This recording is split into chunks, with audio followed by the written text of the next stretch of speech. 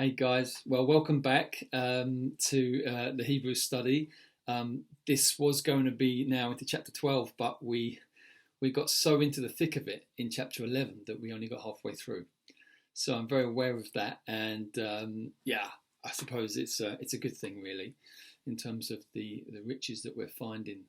Um, I was going to say the riches that we're finding even in biography, as if kind of that's an unusual thing, that you'd normally expect to find more riches just in concept, but that's probably quite a Western way of thinking. I think actually, perhaps the most powerful lessons that we can ever learn are best learned when they are embodied, when we see them in someone's life working themselves out. We discover truths, doctrines, principles. We discover things, but we see it worked out in the very fabric of someone's life, and it makes us go, oh yeah, okay, I kind of see more, and that's less kind of out there. I'm seeing now how this might work in my life, how this might work in my family, how this might work in my church, how this might work in my community. So yeah, I guess we shouldn't really be surprised that we're finding so much in here. So where we got up to, we just got to the end of chapter 12, where we're looking at Sarah, and we're working through this list of the roll call of faith, these mighty heroes that we're shown, and so that brings us to verses 13 to 16. And listen carefully while I read it. Please follow with me in your Bible, because I'm going to ask you a question afterwards, and we're going to do a pause question at the beginning. So here we go. Verse 13. He's just come up to Sarah, and he pauses on the list of people, and he says, "These all died in faith, not having received the things promised, but having seen them and greeted them from afar, and having acknowledged that they were strangers and exiles on the earth. For people who speak thus make it clear that they are seeking a homeland. If they had been thinking of that land from which they had gone out, they would have had opportunity to return. But as it is, they desire a better country, that is, a heavenly one. Therefore, God is not ashamed to be called their God, for he has prepared for them a city." There's a lot in there. The question I want to ask you is, in this section here, what does this tell us about the faith mindset? There's a comment made about some of the things going on inside for the kind of people we've been looking at. What does this tell us about the faith mindset? Read those verses again, have a look, and see in a sec. Pause. Welcome back. Well, obviously, I mean, it says all kinds of things, but there's a particular thing I really want to draw your attention to that I think comes through really, really strongly in this passage here. And it's this whole idea of this future-focused element of faith, which leads to a patience. It leads to an ability to be able to endure certain things in this age, because there's a gaze, there's something that's been seen beyond the here and now that enables a kind of an ability to be able to live in a certain way because of what's been seen. It's an extraordinary thing. I want to take you just quickly to the book of 1 Peter, where he has this insight about the prophets. And in chapter 1, verse 12, he says this. He says, talking about the prophets, it says, "It was revealed to them," the Old Testament prophets, "that they were serving not themselves, but you, in the things that have now been announced to you through those who preach the good news to you by the Holy Spirit, sent from heaven, things into which angels long to look." And what he's saying is that these Old Testament prophets, they received these prophetic words, but actually what was also revealed to them was not just the message, but what was revealed to them was a truth that they weren't serving primarily their own generation, they were serving a future generation. They were serving a generation who would come after the Messiah, who would come around the time and following the Messiah, the Christ. And so they knew that ultimately they were serving a generation they would never see in their earthly life. Now, isn't that an extraordinary thing? Isn't that an amazing thing? We live in a very instant generation. We don't tend to think beyond the here and now. We struggle to do that. We're promised by our various cultures, that we can get it all now. This is foreign to that. This, what we're reading here, is a different mentality. It's very, very powerful. And it's saying because that they were seeking this home to come, their minds weren't full of where they'd come from. They weren't constantly looking over their shoulder. They weren't constantly looking behind, pining, kind of, in their hearts longing for what had been, because they'd seen something better. And so they were able to run, they were able to propel forward in faith. And bear in mind what the writer's doing here. These Hebrews, they're starting to look behind, they're starting to think, they're starting to lose their confidence in their faith in the Messiah. And they're tempted to go back. He's saying, hey, come on, them, look at the Old Testament heroes. Their minds weren't full of where they'd come from. Their minds were full of what had been revealed to them in terms of what was to come. And it pulled them forward. It gave them a momentum to their lives. It enabled them to run the race that was marked before them. And he says that's a mindset that God is able to embrace. It's a wonderful thing. The phrase that's used here towards the end of these verses that we just read a moment ago, God is not ashamed to be called their God, for he's prepared for them a city. It's like God sees their faith in what he has actually prepared them. It's not pipe dreams. They're seeing something he's prepared for them. So they're seeing it. They're catching it by the eyes of the Spirit. They're seeing something that he himself has prepared for them, and they're moving towards it. And God is moving towards them in delight and in honor, because he sees that the faith is in their heart. What an amazing pause, really, in the list, just to help us understand this mindset that God would have us have also. We'll look at that a little bit more later. Let's move on now, verses 17 to 19. By faith Abraham, when he was tested, offered up Isaac. And he who had received the promises was in the act of offering up his only son, of whom it was said, through Isaac shall your offspring be named. He considered that God was able even to raise him from the dead, from which, figuratively speaking, he did receive him back. So now the writer's taken us to the second huge moment, if you like, in Abraham's life. There's lots of moments in Abraham's life, but what you tend to find is you get these moments, Genesis 12, Genesis 15, Genesis 17, moving up towards the birth of Isaac, where the big test was, will you believe me that I will give you a child? And he's going to be the child of promise, and your descendants will be named through him. Will you believe me? And then he comes. But then there's this second test. We don't know how old Isaac was. That various people speculate. Maybe he was a teenager, maybe even older, where he's called upon by God to offer him up as a sacrifice. I mean, it's just awful. One of the most I don't know how to describe it really, and it still sound reverent, but one of the most terrifying stories in the whole Bible. But what we get here, which is what we don't get in Genesis, we get Abraham's mindset. In Genesis, we don't know what's going on inside his mind. We're just told the story, his obedience. He did it. Here we're told something.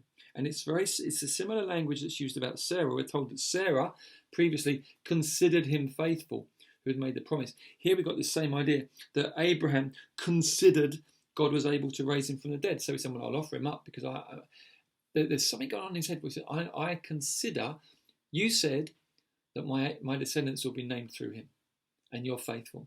So the only way I can actually offer him up in faith is I consider that you're able to then raise him up afterwards and do what you've said.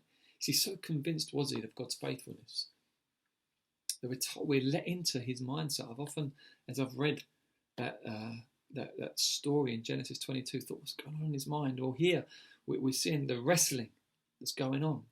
God, you said my descendants would be named through him, but now you're telling me to kill him. How are you going to fulfill your promise? And that he said, well, you're going to raise him from the dead.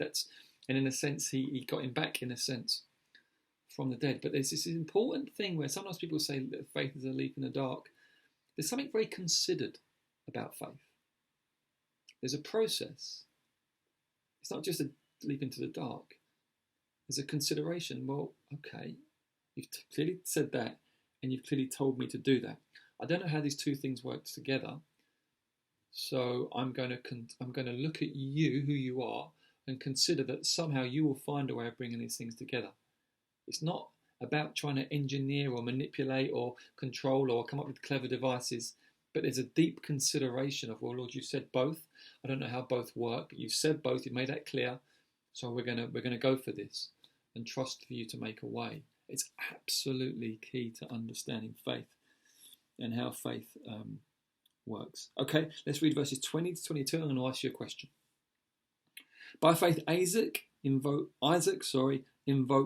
future blessings on Jacob and Esau. By faith, Jacob, when dying, blessed each of the sons of Joseph, bowing in worship over the head of his staff. By faith, Joseph, at the end of his life, made mention of the exodus of the Israelites and gave directions concerning his bones. Now, what's striking about these examples? What strikes you when you read these? Think about other things that you've read so far, what the other people have done or what's happened to them, and then you read these. What is it that you go? Is there anything about it where you go, this seems, I'm being struck here. There's something here with these ones that seems in some way different to the other ones. Pause. Welcome back. Well, I would say that it doesn't really seem that impressive.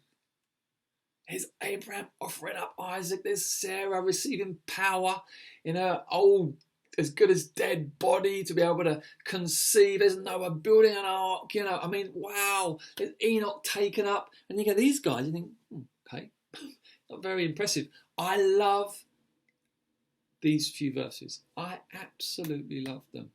I think they contain such a wonderful lesson.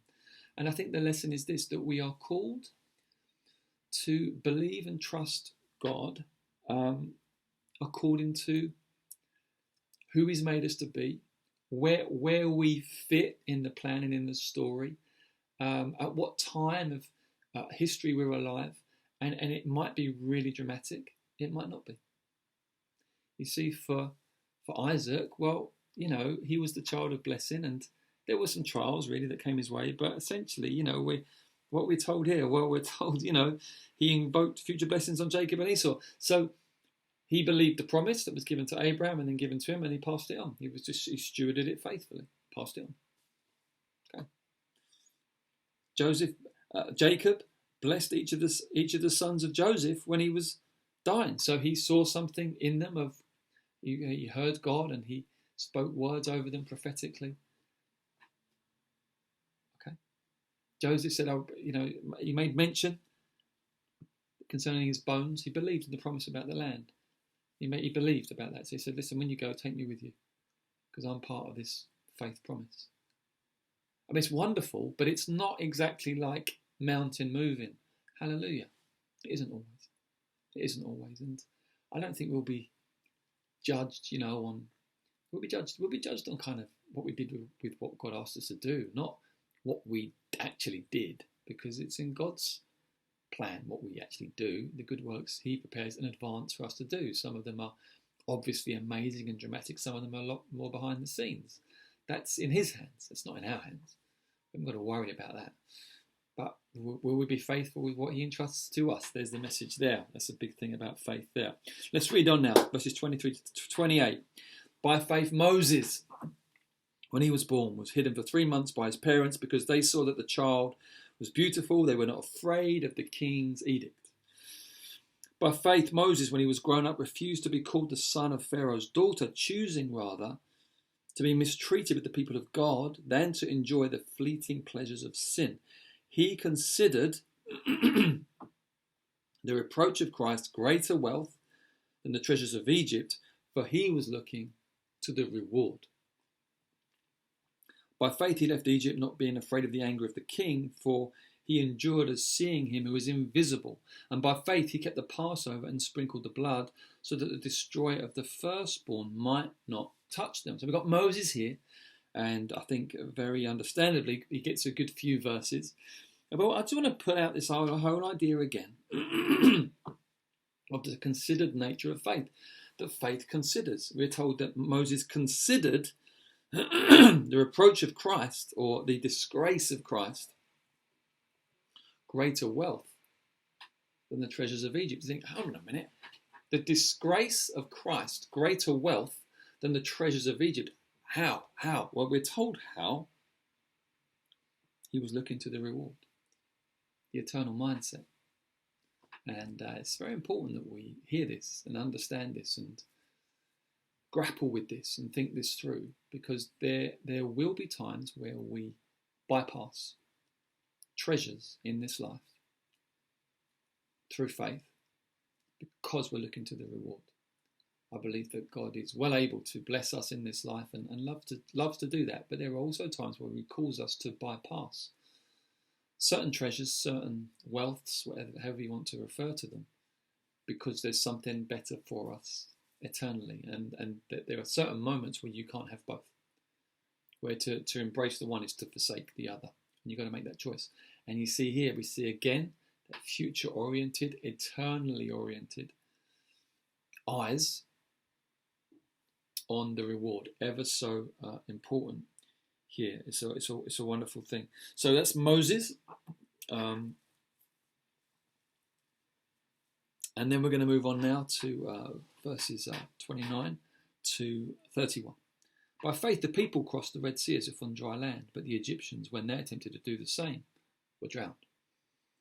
By faith, the walls of Jericho fell down after they had been encircled for 7 days. By faith, Rahab the prostitute did not perish with those who were disobedient, because she had given a friendly welcome to the spies. So we've got some interesting things here. We've got a people, we've got a wall, we've got a prostitute.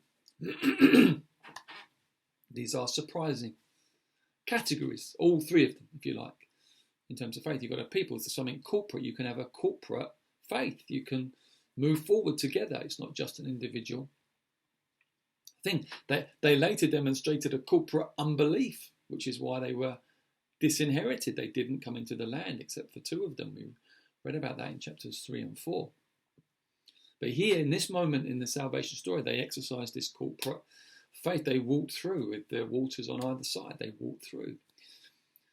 So faith can work corporately. And it's important, if you are in any way responsible for a community of people, that you build faith by constantly speaking of the faithfulness of God and looking at the promises of God and working out together what does it look like for us to obey, to believe, to trust God, and to build that kind of active faith into the community. Then you have a wall. By faith, the wall fell. It's strange. It's a strange phrase. I don't really know. I don't think the writer's saying that the wall had faith to fall. I think he's saying that through the faith of the people and their obedience marching around, the wall fell.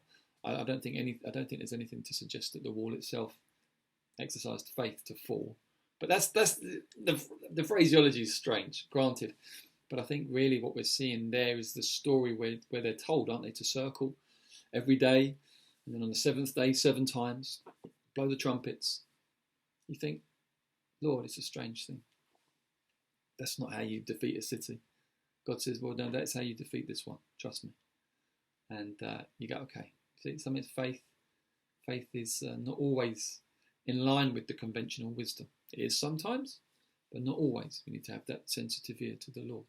And then finally, a prostitute. Now, it's really important that we just stop here and pick up on this whole idea, because there are people mentioned in this roll call of faith. You think, wow, really them? Because perhaps there were areas of their life which weren't so exemplary. This woman, obviously, an area of her life was not godly. It's not what God would have wanted for her. And yet, in this moment where the spies came, she hid them. There was this.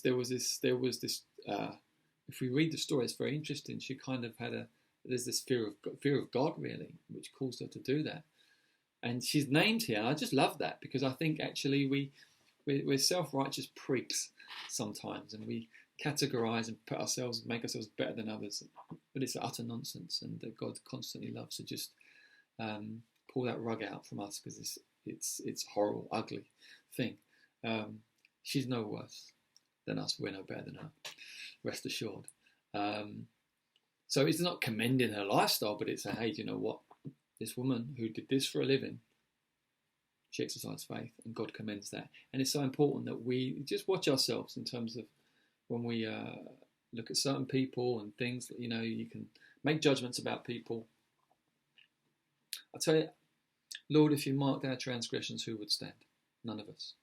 Okay, so we've got to really be strong in the grace of God here. and recognise that, the Lord will use who the Lord will use. So here we go. But we're getting towards the end now. And what more shall I say? Time would fail me to tell of Gideon, Barak, Samson, Jephthah, of David and Samuel and the prophets, who through faith conquered kingdoms, enforced justice, obtained promises, stopped the mouths of lions, quenched the power of fire, escaped the edge of the sword, were made strong out of weakness, became mighty in war, put foreign armies to flight. Women received back their dead by resurrection. Some were tortured, refusing to accept release, so that they might rise again to a better life. Others suffered mocking and flogging, and even chains and imprisonment. They were stoned. They were sawn in two. They were killed with the sword. They went about in skins of sheep and goats, destitute, afflicted, mistreated, of whom the world was not worthy, wandering about in deserts and mountains and in dens and caves of the earth. Now, this is an extraordinary passage, because what it does, it just blows out of the water the kind of unhealthy triumphalism that's often associated with faith. If you read the first half, you go, "Wow, yeah, we're quenching the fire, shutting the mouths of lions, conquering kingdoms. Well, yeah, this is what faith's all about." And then as you read through, then suddenly we're being sawn in two, killed with the sword, stoned. Okay, not so triumphalistic. When you understand faith fully, you will understand that there are moments where faith looks very triumphalistic. There are other moments where it doesn't look like that at all, but in the purposes of God, it's still victorious. It's a bit like in Romans 8, which is we're like sheep. We're considered to be like sheep, being slaughtered all day long. And it talks about all the different things that believers often face, and then distress and persecution and nakedness and famine and peril and sword. In all these things, we overwhelmingly conquer. So some people demonstrate faith. They're called to demonstrate faith through mighty conquest and mighty, obvious, remarkable breakthrough. Others demonstrate faith by allowing others to take their line, by accepting that this is time now, and this is my time now. There's just something really healthy about that, and getting our heads around that and understanding that, so we don't get a caricatured view of faith. We've got to be walking with the Lord to understand what faith is in any given moment. Final verses. And all of these, though commended through their faith, did not receive what was promised, since God had provided something better for us, that apart from us, they should not be made perfect or complete. Remember, we looked at this earlier. They were part of the story, but they're only the whole story when joined with the new covenant believers. There's this bringing together. I love the idea in Revelation when we see these 24 elders around the throne, and most theologians will say it's talking about the 12 patriarchs, the 12 heads of the tribes of Israel, and the 12 apostles, and this whole idea of this kind of this coming together of the old covenant, the new covenant, God's sovereign purpose working through the whole thing. And that's beautiful, that's powerful. And it helps us, it humbles us. We go, yeah, we're part of something bigger than me. So there's these two things coming together, but also it helps us to say, hey, let's keep investing in the next generation. Let's keep bringing young ones through. Let's keep teaching young ones.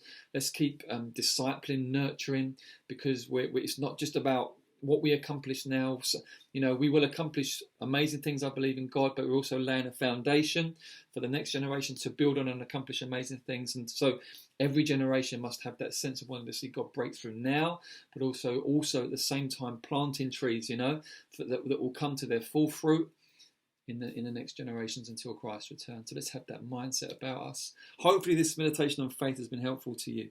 And when we get to chapter 12 next time, and the first few verses, very famous, should take on a whole new light as you see them in light of what we've just looked at. So God bless you. Let's keep going. 2 more chapters to go.